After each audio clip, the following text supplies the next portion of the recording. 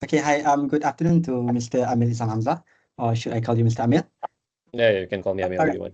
No Thank problem. you so much for taking the time to meet with us today. Yep. We are currently working on a group assignment, as you know, Mhm. for our course, and the focus is on how universities are adapting to digital transformation. Mhm. Right. Since UNIRAZAK is known for being innovative, we thought that it would Oh, is be it? really valuable to hear from your perspective. All right. Okay. Well, I'm not sure where you heard that from, but And we prepared a few sets of questions, and we would love to get your insights. okay. Yeah. All right, we move on to Mm. question one. To start off, Yep. what would you say are UNIRAZAK's main goals and strategies for digital transformation over the next 3 to 5 years? You're a student of UNIRAZA. When you go into your class, the lecturer will give you probably a file, physical file, and say that okay, this is what we're going to go through this semester. And if you want to actually have these notes and all that, then I will put it aside so that you can go and photocopy. So go to some for stationery shop and then you photocopy all the materials. So when we looked at that, we thought that that's not really what we want to do. We want and 7 8 years ago we want to have a system that where our students, when they go into the classroom, Mhm. sorry, before they go to their classroom, when they register, they can just log in into their system, and they will know, say that they will know the courses or the subjects that they're going to be taking in that particular semester. And not only that, they will then be able to go into what we call this file. So instead of a physical file, they can actually go into this electronic file. And when they click on the file, they're able to actually see what we call a course card. So course card is this huge file, right? That in there, they will be able to so their lecturers, their or tutors that take them for that course will then be able to actually tell or let them know and say that, look, okay, my name is Amil. I will be teaching you, I don't know, strategic management this semester, and these are the goals that we would like to achieve. So by the end of the semester, these are the things that you should be learning. So it will give you the course outline. It will give you what are the outcomes that we want you to achieve for the semester.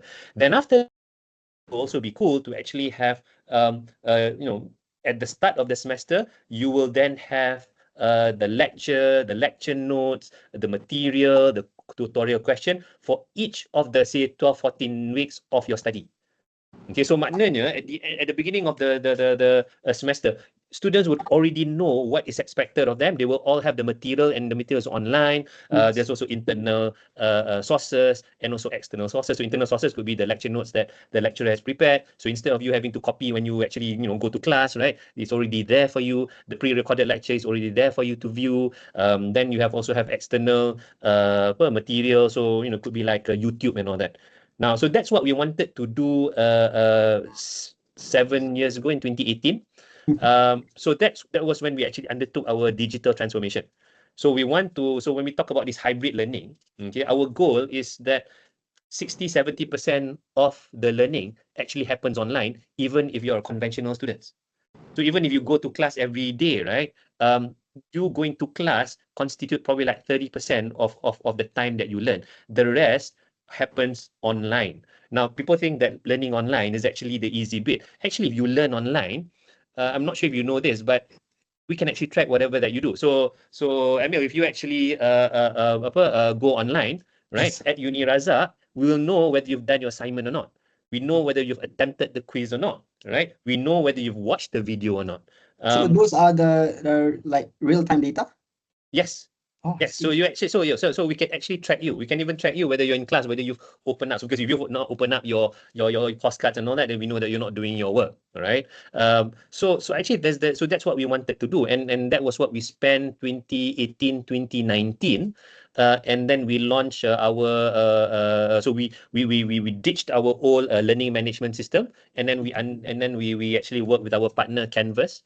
And what we did was we come up with our own system. We call our system UROX, UROX, and that's our learning management system. So now learning management system is just part of the because there's all other systems in place as well. But we thought that we wanted to do that first. So when we talk about that digital transformation, we talk about what will benefit the students first, because that's our goal. At the end of the day, it's all about helping our students. And we launched the system in 2000. The issue that we had before was that how do we implement this? If you know that when you talk about system processes, you know ramai orang can do a lot of system. I mean, one of the issue that we have is that we all have a lot of plans in our lives, right? Okay lah, today kita nak pergi KLCC, right? Or today kita nak buat tu, kita nak buat ni, right? The problem is always the doing.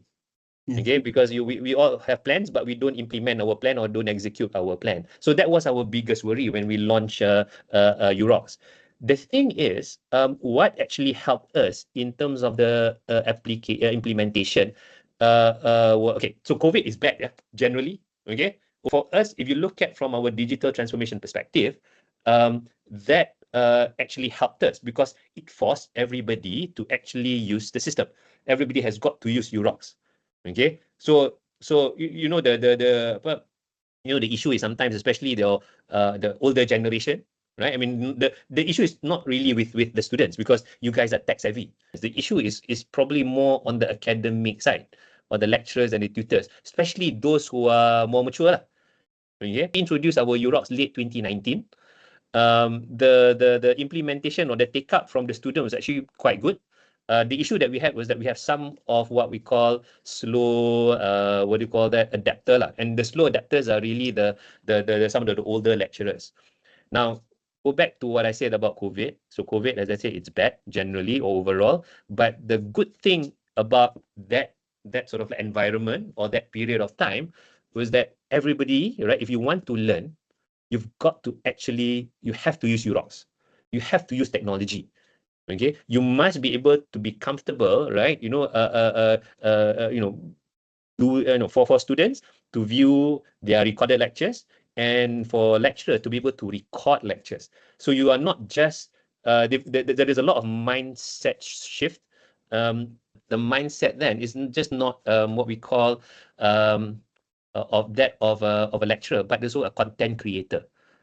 So now create content is not so easy lah, because you got to figure out, right, how are you going to what are you going to, not just what you're going to present to the students, but you've also got to figure out, right, how to make it interesting. So because of that, it forced everybody, right, involved to adapt or adopt this technology side of this. So because of that, right, by I think by 2022, 2023, we are so comfortable with UROX that even that at the moment, currently, right, 70% of our teaching and learning, even not a fully online student, right, you will use technology in some form or the other.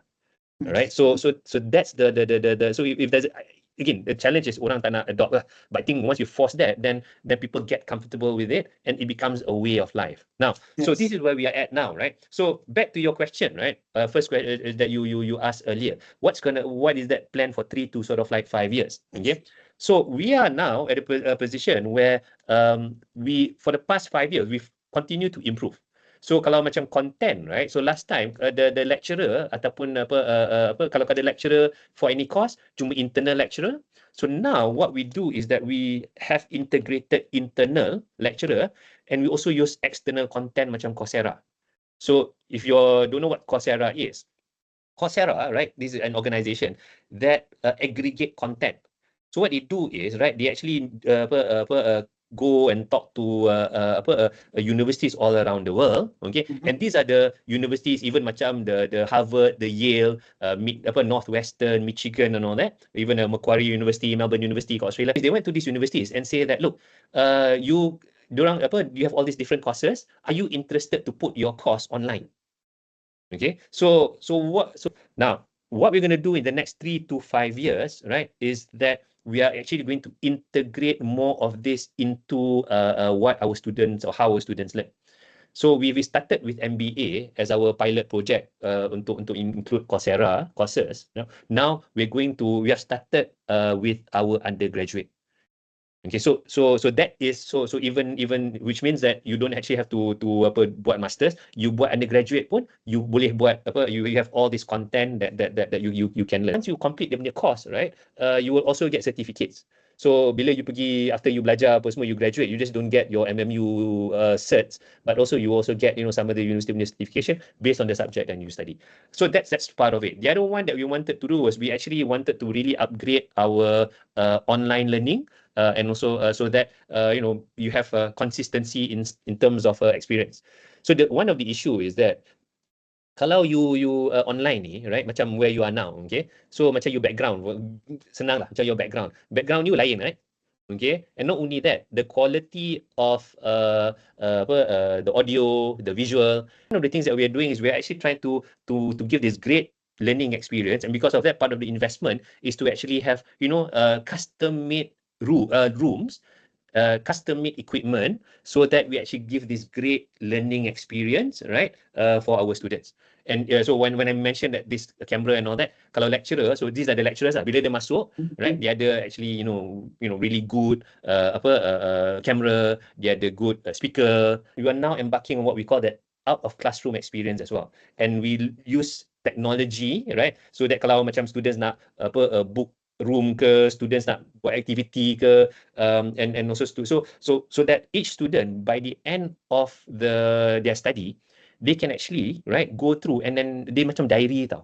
We've created what we call this, so kalau orang buat activity ni apa semua, dia akan dapat point, so we gamify that, so that then after that the points that you get, you adalah macam the different level of what we call different level of Razakians lah.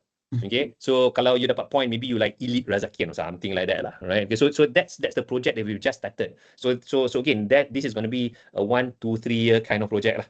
Okay, so what we do is we start something as a pilot, and then after that we implement semua, and then we make improvement phase by phase by phase by phase. To me, when the question of these 3 to 5 years, I think in a way probably not the right question to ask, because if you know what you want to do, you do it, and then you also expect that you have to make a lot of improvements to what you already made. So 3 to 5 years, we don't actually we've already started our journey 2018 itu. Now it's just that we what the important thing is, semua orang sekarang, in UNIRAZAK, I think tech is not an issue. Okay, it's like already like a way of life. So once you actually have that kind of acceptance, then it's a lot easier to implement this digital transformation. I see. All right. Thank you for answering the first questions. It's such a grateful insight from you. All right. So we have a few sets of questions still. Okay. But question 2 is regarding the audited systems. But since you have explained most of it, but never mind, I'll just go with the questions. Our question is like many universities still rely on traditional systems, like what you explained just now, which sometimes like kind of slow down the digital adoption. How has UNIRAZAK been dealing with outdated processes or systems? Is it hard? When we wanted to introduce, the upgraded learning management system, when we wanted to make improvements to our the quite 2-3 systems in 2018, 2019. In terms of the implementation was easy because of people just they had to do it. No choice. You can buat. Does it right? like link to COVID? Like when COVID happens, like they are kind of forced to shift, and from there they adapt. Yep. Yeah, they do. So that's so it's like macam ni. Kalau you don't adapt, or you don't adopt the system or the way that you do work, right, then you're not going to be able to do work. Yes. So to us is, I think the outdated system, I think once people kena buat what they have to do, and then they quickly see the benefit of the new system compared to the old system, so naturally they will move to the new system lah. System that we introduced was actually really good. And because of that, then in terms of how to deal with the outdated, once they see how good the new system is and with the processes, then they just sort of like ditch the old processes and also the new system. I think the other thing that we did was, it's not that we actually don't just have what call a top-down approach. Top-down means that if I'm the boss, right, I will tell you that this is what you need to do and you have to do it. So with systems, what we did was we have what we call an inclusive punya way of doing it. We get feedback from our academic team, from the operating team, but I think more importantly, I think we got the feedback from the students as well.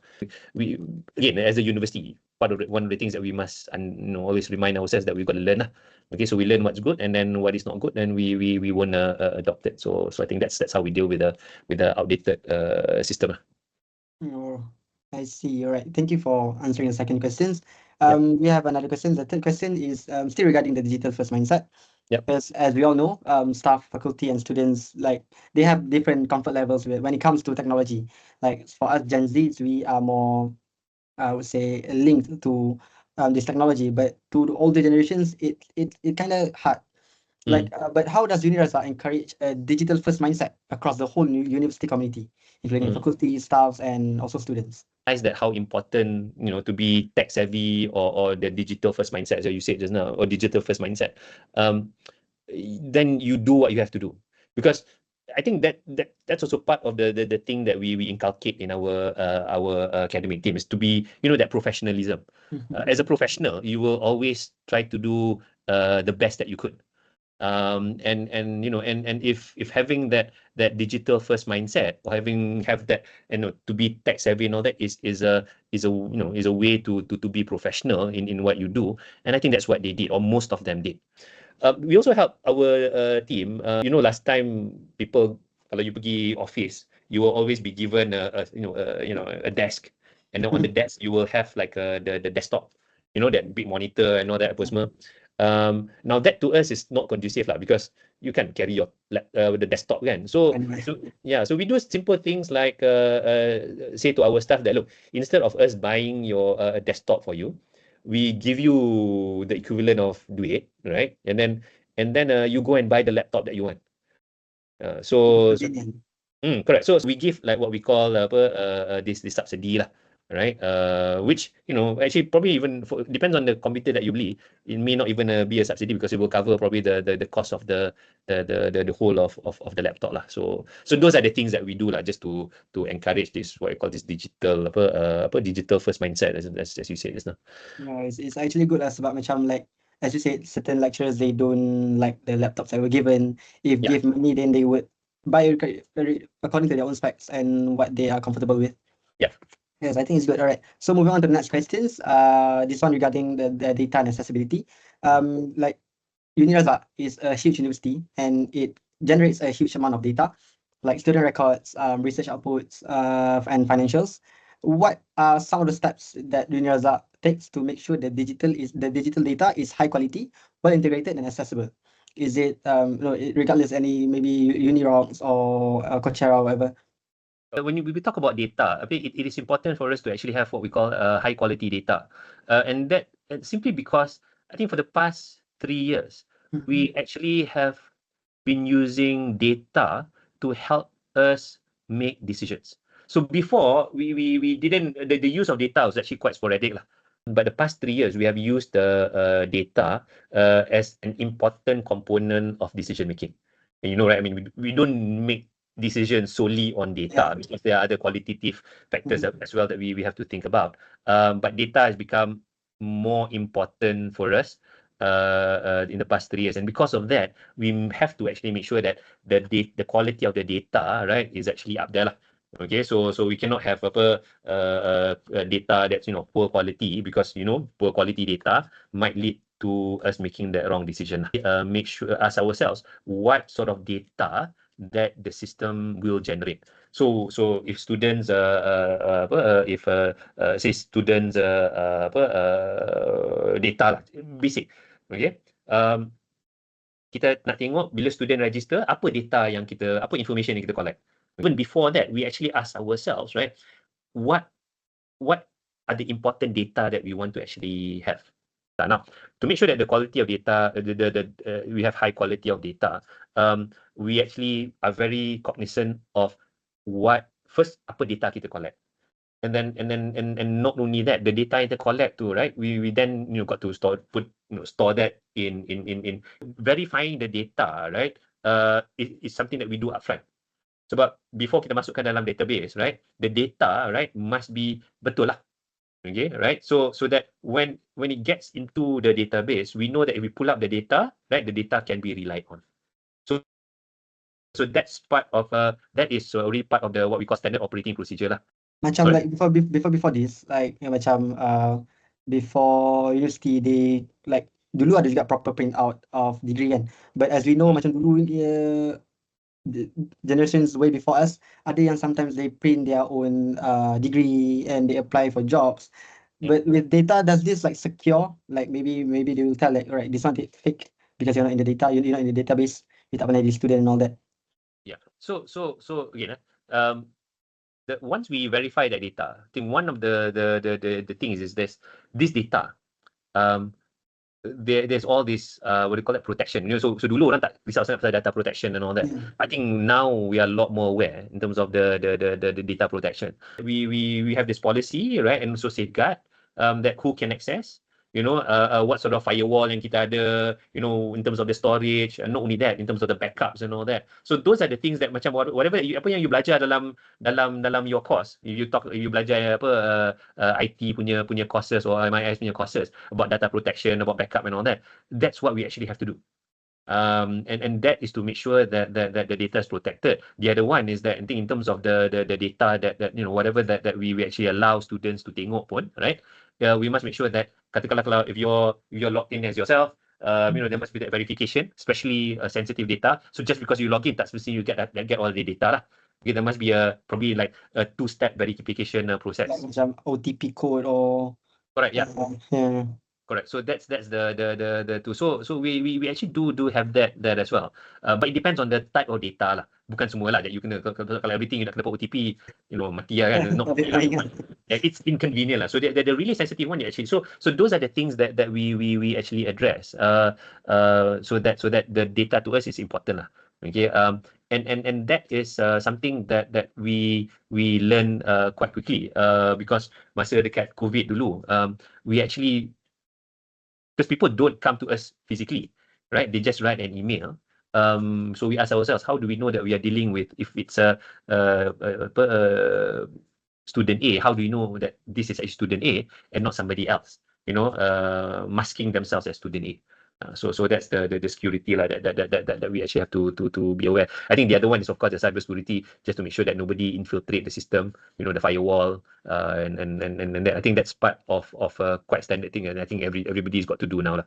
So yeah, we have all this extra safeguard that we actually have to have now, and that's simply because what we don't want is we don't want data breach. So once data breach ada, then they can actually take a lot of sensitive information. I see. All right. So this is the final question from me before I pass it to Amni. On the data side as well, what kind of reporting, dashboards or analytics does UNIRAZAK rely to help support decision making? Okay. We make use of if you've heard of Notion, we actually use Notion to actually pull data and then put it in a structure that makes sense for us. So for example, right, this week, using Notion, we actually were able to know, part of it is kita nak tahu berapa lecturer kita ajar berapa kelas, berapa jam, and then then we know kita punya utilization of classrooms. Okay, and bila is the peak of the utilization, when is the low period of utilization. Those are the things that will help us make decision. So kalau you tengok macam class utilization, we will know at any point in time hari apa yang busy, hari apa yang tak busy, and because of that, then sebab our electricity use is actually by floor. So kalau kita nak dapat efficient utilization of electricity, right, then it makes sense for us to actually have classes, kalau boleh letak satu floor, kalau letak kena 2 floor, because there will be that cost implication as well. So that's nothing major lah, right, in terms of the whole scheme of things, in terms of decision making, but that allows us to actually also make that kind of decision lah. We also this week we also make this use data to actually ask ourselves, what is the optimum number of our sales team based on the target that we have for new student intake. Okay, so this is for 2026, because we've started planning for 2026 already. So the question is this. The question that we had to answer was, given a certain target of new student intake for UNIRAZAK in 2026, how many sales team member or education counselor, as we call them, do we need to have in the team, so that, right, we can actually have enough people, right, to actually consult potential students and then to convert them into students. So we use that data. We use data berapa orang based on the previous punya trend. Then look at the individual in terms of what's the capability of each individual in terms of how good they are in terms of the marketing and sales, and then we actually then build, right, a model, right, that says that look, if we have like X number of people and each of them this is their high, their lows, their average, right, or their mean and all that, and macam and we can actually simulate that on the model, and then the model actually gives us an approximation in terms of the number of students that we can based on the people that we have. Ini campur lah factor full-time equivalent lah, and then timing of the hire and all that. So you can actually we actually use that data for decision making, because that's a bit of higher order lah compared to the electricity use that I mentioned to you just now. So there's a lot of stuff that we do at UNIRAZAK with data, especially the last 3 years. I see. Right, so that's the final question from me. I'll be passing to my colleague Amil. She have a few. Next question is regarding functional requirements. Hmm. So what strategies has your university used to equip staff and students with the necessary digital skills for the future of education and work? Okay, so as I mentioned to your colleague just now, I think in terms of the day-to-day learning, because our day-to-day learning is technology and it is so embedded in terms of what we do, then naturally student will get used or will be proficient with the use of technology. Now, once you're proficient with the use of technology, most of the what we the work outside in terms of industry, there's a lot of a technology adoption as well. So the advantage that I think especially our students will have is that when they have to use technology for work, I think that's something that would not be alien to them. So it will help them in terms of that adoption of technology. I think in terms of the of our lecturers, and also our academic team, I think it will help them make the their work a lot more effective and efficient. So I'll give you one example. So with the cost cuts that we have, once you actually do that cost cut daripada say week 1 until say, if you assuming that's week 14 lah, okay, sampai week 14 you punya whole semester, what you then need, then the next time kalau you ajar the same subject, you don't actually have to create something from scratch. What you do is to actually update what you've already done in the previous semester. Now that allows you to actually, or gives you a bit more time to actually make better cost cuts, and then and better content, because again, lecturers like you all, they also learn when they lecture you, when they teach you, they know that they could always do better. Okay, so now it is easier for them to actually make an improvement to something when it's already in front of them, right? So kalau katakanlah dalam your cost cut tu, right, you have you say that, look, I'll give you I want to give like a quiz on say Potter's 5 Foster's model. Okay, now maybe the question yang dia buat untuk this last semester mungkin ada 5 questions on 2 of the 5, but maybe they kata, well, if I were to actually do 3 out of the 5, then there's a lot more benefit for students. So that's part of the learning by the lecturer, and what the lecturer would be doing is that dia akan improve lah. So instead of ada 2 question, dia akan ada 3. Instead of the 2 forces, dia akan ada 3 forces. So it's about sort of like trying to improve all the time. So I think that's I think that would be my answer to that lah. Next question is, with sensitive student and research and data at stake, what steps has your university taken to ensure cybersecurity, reliability, and compliance with regulations? Okay, so I think what I will just add to what I've said earlier. I think you're recording this, kan? Yep. So you can refer that back. I think I did answer part of it in when your colleague is now. So I think in terms of the sensitive data and all that, in terms of the access, not everybody has got access to all the data. Okay, we actually have restricted access depending on what that data is lah. Okay, now, so not everybody has got access to everything, even if it's within your department.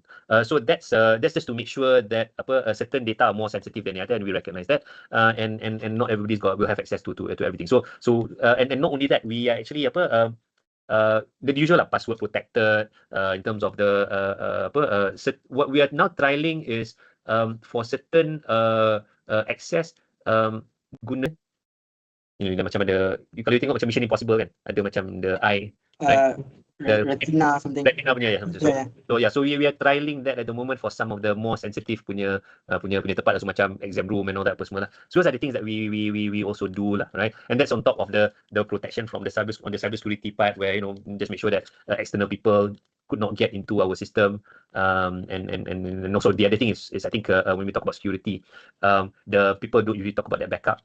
kalau apa jadi. So we don't, so it's all now on cloud. We used to actually have on-site on-site punya storage, but now it's all off-site lah.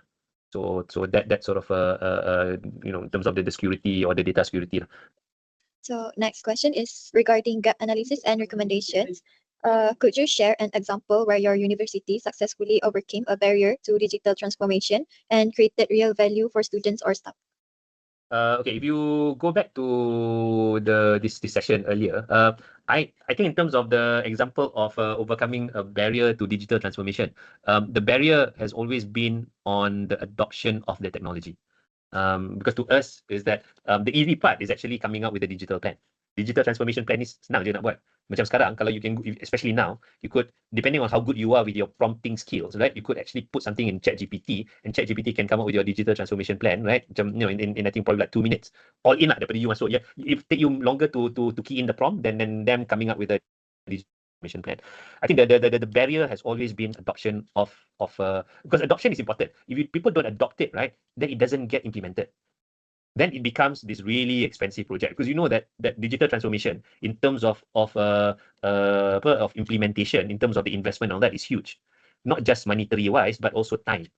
Okay, and time, if you equate time to money, there's a lot of money involved lah, right? So the barrier is on adoption. It's just to get people to actually use the technology.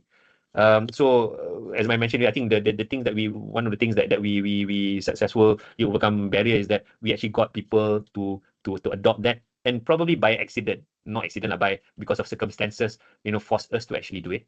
What we wanted to do was to actually do what we call a stage implementation, where we actually get the different phase. So kita tak buat semua satu universiti, kita buat by phase. So the plan dulu was to start with foundation, then school or something buat undergraduate, and then another school, and lastly on the postgraduate lah. So that's the barrier, and then it has created real value for the students. So students in UNIRAZAK, students actually tak bawa buku pun pergi uni. You just bawa your phone, you bawa your backpack. Dalam backpack you ada laptop or tablet. Tablet not preferably laptop, because tablet susah sikit. But again, having said that, a lot of people ada pakai tablet dengan the keyboard, dia beli portable keyboard tu. So that's the barrier. The barrier is on adoption, and we overcome that by sort of like making compulsory. Compulsory in the sense that kalau you tak guna that technology, you tak boleh buat kerja. And people get jittery if they cannot buat kerja, ataupun kalau student, kalau dia tak guna ni, dia tak boleh belajar. So once you put it that, then people will adopt it lah. So make sense? So last, based on your experience, what are the biggest gaps between current systems and future needs, and what recommendations would you suggest to bridge them? I think the issue is not so much of what the system can do. I think in the future, to do with our current system, is that we want to make it the system a bit smarter, meaning that we wanted to integrate AI features into the system. What it means by that is we accept that students will always use AI, ChatGPT, and all that, and that should be part of the tools that they can use. I think the challenge that we have is, how do we teach our students on how to use AI? Because you guys are going to use it anyway, right? But we want you to use it in a way that you just don't type something in or prompt something, and then after that you tak belajar apa yang ChatGPT tu keluarkan lah, or the AI keluarkan, Gemini ke ilmu ke. We want you to be able to use AI, tapi AI as part of how you learn. So beza, right? Giving an answer doesn't mean that you learn, right? Because I could actually use ChatGPT now, right? I could put all the questions that you ask me, right? And then I could get ChatGPT to give me, and then if I'm really good with my prompt, and then I'm sure ChatGPT or AI knows about UNIRAZAK enough, right? And depends on how I prompt it, right? Then the questions that you ask me, I could just sort of like get that questions quite cepat lah, okay, get the answer to it. But I'm not learning anything new, right? So one of the things that we are trying to do is we've got to actually come up with a way so that we accept that AI is going to be part of how you learn, but we want to make sure that you actually learn something even when you use AI. Okay, now that's quite narrow lah when we talk about AIs, but that's real. That's one of the issue that I think we worry about, is that your you use AI tapi you tak actually tahu, you get the answer, but you don't really learn anything from the answer. Or you learn very little from the answer. Because all the questions that you asked me just now, and I'm sure if you prompt it right, you will be able to get an answer for it. Okay, but now, for me, because of the knowledge that I have, and I've gone through all this process myself, then I could actually, even if I could re-prompt it again and again, so actually I get the answer that makes sense. But those are the challenge in the future. How do we make use of technology so that if you think about the student part of it, students use technology, tapi that technology will actually help them learn. So macam mana kita nak buat tu? Even we even thought about how if you all ada time, the challenge again to me, the biggest challenge is how do we use technology and our students actually learn something by using technology. So that's the biggest sort of like technology challenge that we have, because kalau nak buat semua, nak continue to improve UROX, we can always, there's a lot of things that we can use. You can use external content to integrate with our internal. We could have like I mentioned to you just now, this teaching pods or learning pods yang have great student experience, the standardization and all that. That one is being done, at least at a pilot stage. It will be done on a mass scale. But that one is, okay lah, semua orang buat macam tu. But yeah, so does that answer your question? You're also not sure? You did. Huh? Yeah, you did. Okay. All right. Don't worry about that. All right, questions are finished kan, Amni? Thank you very much for your time. All the best for your studies, and if you need anything, just let me know lah.